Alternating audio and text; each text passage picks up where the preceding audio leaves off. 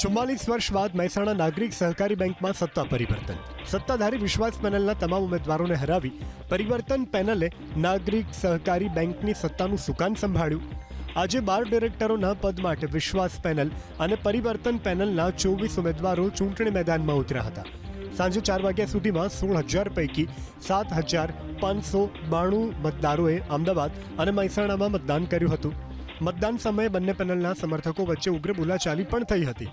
જો કે આખરે મતગણતરીમાં પરિવર્તન પેનલના તમામ 12 ઉમેદવારોનો ડિરેક્ટર પદે વિજય થયો. મહેસાણા નાગરિક સહકારી બેંકની ચૂંટણીમાં સત્તા પરિવર્તન થતાં પરિવર્તન પેનલના સમર્થકોમાં જશ્નનો માહોલ જોવા મળ્યો. આ પરિવર્તન પેનલનો વિજય નથી, આ તમામ સભાસદોનો વિજય છે. અને જે સભાસદોએ અમારા ઉપર વિશ્વાસ મૂક્યો છે એ વિશ્વાસના અમે અવિશ્વાસ થાય એવું કોઈ કાર્ય કરીશું નહીં અને બેંકની પ્રગતિમાં વેગ આપીશું.